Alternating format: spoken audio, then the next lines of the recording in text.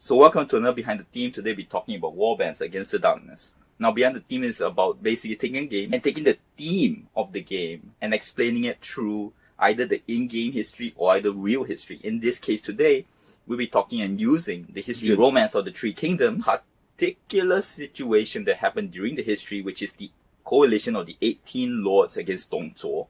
And the reason I use this is because it shows really well what happens in Warbands Against the Darkness, which is Warbands Against the Darkness, you're all coming together to fight a common evil, so you have a common goal, but at the same time, you're kind of backstabbing each other, you're trying to make sure people don't get as high ranks, higher than you, so on and so on. So again, it's the politics of an army, which I think this part of history in the Three Kingdoms really shows. First thing I need to say is that I got my information from the Romance of the Three Kingdoms podcast, and that's because unfortunately, when I was younger, I didn't particularly bother to learn Mandarin very well. Therefore, I could not read the source text or either commentary books on it because they're mostly in Mandarin. The host of this show has really done a great job reading the text to you and even giving you more history from his own personal research. If you want an extremely detailed history of the Three Kingdoms from literally the beginning, go visit him. I'll put a link over here. Now, the first thing that truly comes out in the game, that feeling of you're working together yet not working together at the same time.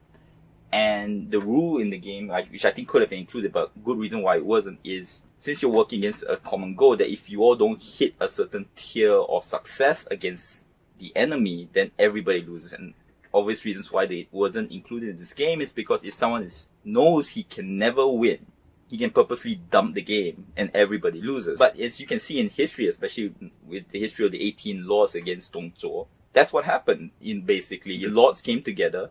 And when one person couldn't succeed as great as another, what he would do is actually throw the situation away. Basically, he would rather everybody lose that he succeed less. So the history basically began, Han Dynasty was in decline. And the lords in the realm had almost become an independent source, but they still had to pay homage to the emperor. There have been several coups with multiple people trying to take control of the emperor. And in the succession of things, Zhuo was just another one of them. He actually brought his army to support the emperor against another coup. And basically he himself took the emperor hostage and now ruled as de facto leader with the emperor at his head. He was basically the prime minister. Now he was overbearing, he was very much a tyrant, doing several horrible things, mostly for his own benefit, things Saddam Hussein and Kim Jong-un. Through several communications, there was a coalition of the 18 great lords of China, and some of these lords had more prestige in terms of their name and title and all that rather than troops, and some had more troops rather than titles, but basically 18 great lords came together to form a vast army to take him down. And by numbers, resources and everything like that, they should never fail. But as we will find out, there will be several jealousies which will lead to an eventual result which would be surprising to all. Now at the leadership position, and it was voted by the 18 lords, was the very noble family of the Yuans, their leader being Yuan Shao. Now, Yuan Shao controlled vast provinces, a vast number of armies, and his family had basically served the Han Dynasty for almost 4 generations. So he had a lot of clout. He had basically both things. He had the army strength and he had the prestige. And when he became leader, he voted his brother Yuan Su to be the logistics officer who would take control of all the army's supplies and everything. So after coming together, they had decided on a plan. And at the start, everything seemed to be worked out. Yuan Shao ordered that Sun Jian, a well-known commander, great ability, to take Sisui Pass. And along with him, he sent Bao Xing, who owned Jibei province. So that was basically one of the ways they needed to transport such a huge army to attack the capital of which Zhuo was in. So the vanguard basically moves forward, and already the politics start to play, that everybody wants to get the most out of the results of what they see as a sure success of this campaign. So Bao Xing, in the vanguard that was moving along with Sun Jian, decided that he was afraid Sun Jian would take all the glory. So he wanted to cut him on that. So instead, he commanded his brother, Bao Zong, to basically take the 3,000 cavalry, take the back roads, and get there before the main force so that they can challenge the enemy at Sisui Pass first. Basically, first hit honors, that kind of thing. And this actually links to the game, because when you play Warband, there's a action you can do which is putting scouts. And what the scouts do is they prevent damage and everything. But most importantly, if you have the most scouts in an area, at the end of the game, you get that number of points of the area. But here's the thing, if you have an equal amount, no one gets anything. So again, like here, you know, you're all working towards a common goal, but you just want to send one more scout, take your points away from your ally. And they reach there, and what happened is the commander for Dongzhuo, who was guarding Sisui Pass, Hua Xiong, with his army of 50,000, sees this vanguard, and he decides to take 500 armored cavalry, go out, surprises them, and actually defeats them. It's the situation that not only led to the first defeat of the coalition, which is a prestige thing, which is very important in Chinese culture, but also leads to the situation now that commanders, where the leaders in a command structure don't trust each other. Now here's the thing that actually recovers the situation. Sun Jian reaches the pass with his army, and because he's such a great general, he actually beats back Hua Xiong. Then of course the problem is Yuan Su, who is the logistics officer, decides, if that happens, Sun Jian will be the first one over there, and then he'll be the guy with the greatest glory. Therefore, we can't allow that. So what he did was that he held back resources so that the army of Sun Jian was left in a situation where if they attacked, they're too weak to attack. But even if they move forward, they couldn't have the resources to hold the locations. At the same time, his men were weakened through lack of food.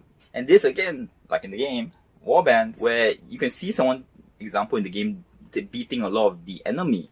And what you can do is, because you need to fit a requirement before you can even fight, you might purposely say that I'm not training any troops, therefore no one can fight.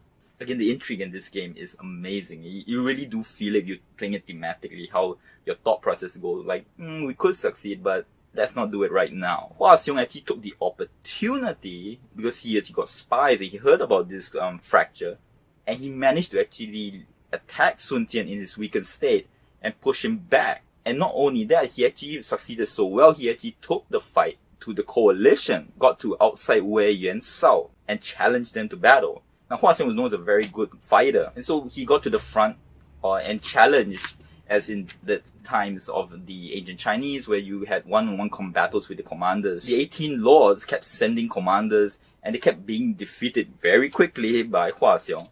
And it's at this point that one of the more famous events of the Three Kingdoms happened, where at the time very low rank Guan Yi came out and said that he would like to challenge Hua Xiong. And due to all the defeats, Yuan Shao was very happy that someone's actually willing to take the fight. Again, it's an honor thing. If out of the 18 great lords of the land, none of them could have one commander that could defeat Dongzhuo's commander, it would just be a huge blow to their prestige again. But when asked who he was, Guan Yi was basically holding a very low rank. Yuan Su took great offense to that. How dare you? You know, such a low-ranked person dare to do what noble lords could not. Of course, Cao Cao came in and he said, let him try. Look, he has very noble bearing and all that. And of course, after that, Liu Bei and Zhang Fei, the sworn brothers of Guan Yi, said that they would stake their lives on Guan Yi's success too. And so Cao Cao served him the hot wine. Guan Yi said, nope, I'll be right back. Went out there, defeated Hua Xiong so fast that when he came back, the hot wine was still hot. It was at this point that Zhang Fei, one of the sworn brothers, said that this would be the perfect time to, due to the army in disarray, having lost their commander and everything, storm Sisui Pass. Take it now. But again, politics playing a part, Yuan Su decided to say that he wanted to leave instead. And due to the indecisiveness of Yuan Shao, this great opportunity was lost. Again, in warbands, you're working together, yet you're not working together. Each person is trying to play each other to gain a better position in the army, or even in the resulting situation that comes from it. It's at this point, as many times when you play warbands, you will have whereby you say like, F it. You know, all of you are horrible, horrible people. And if you're not going to do it, I'm going to do it alone. And that's what did Cao Cao do. He gathered his force and literally pursued Dongzhuo's army when Yuan Shao wouldn't. So he led his force, and unfortunately being heavily outnumbered and in state of rush, he was defeated. His army basically annihilated, and he managed to escape back. Which in the game of warbands, you actually feel this because sometimes, you know, let's say you want to attack, like I gave you the example, and no one's helping you put troops to fit the requirements to attack. Sometimes you just feel like, F it, you do it yourself, but it feels like such a long slog because you have to put in the troops, then you have to... Here's the thing, when you put in troops, you have to make sure you have to do it on the same turn, because if you did it and you did not do it, someone else would take the opportunity to get the points from defeating the enemy. So you have to time it perfectly. So it feels so much more difficult than if everybody worked together. Now, that being said, strangely, even Dong Zhuo could see that in long term that he could not hold out against the 18 lords. So what he did was he packed up literally the entire capital, all right, in terms of the population and everything, and moved it. And so basically the capital was thrown away. Sun Jian managed to get there first and found the imperial seal. By rank, they should actually present it to the lord Yuan Shao, because he was the leader of the coalition, because the imperial seal was basically the emperor's authority, right? So you should pass it to the leader of the coalition so that the coalition leader can safekeep it to pass it to the emperor. Well, Sun Jian decided to keep it as a secret. Seal itself was more than he needed. He could see that the Han Dynasty was in decline, and the seal was actually passed from, at least in the myth of it, from emperor to emperor. So if he kept it, he would have legitimacy to make a power play, in the future, to become of a high authority. So he decided this was enough reward for him in a way. He basically left the coalition. Due to a defect in Sun Jian's army, everybody knew he had it. So Yuan Shao, now, as you can see, now even diverting from the entire plan of defeating Dong Zhuo, decided that he wanted the seal. So instead, he told Liu Biao Sun Jian was passing by his lands to attack him.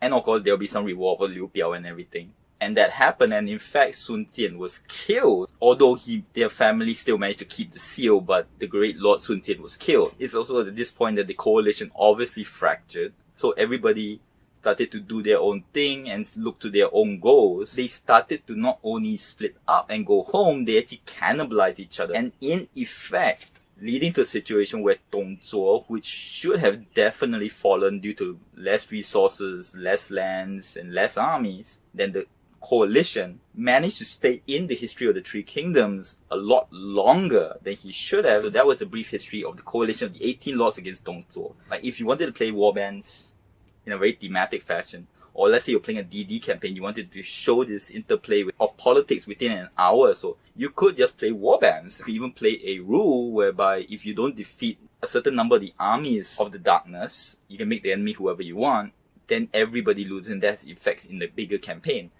I think this game is fantastic. It brings out that feeling of politics if you play it thematically. As a Euro game also, to a certain extent, it's also very good. I would like to say that though, that I think it's best as a 3-player game, to at best 4 players, because the downtime between each player could be quite a while if someone really wanted to think it out.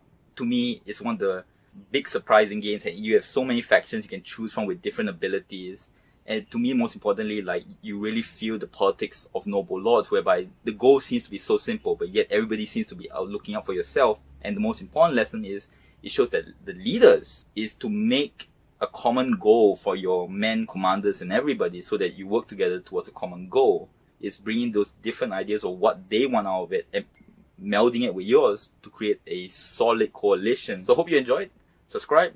Let me know if anything else you want to see. Let me know if any comments. And do support the Three Kingdoms podcast, because it's doing fantastic work. So thank you very much. Till next word.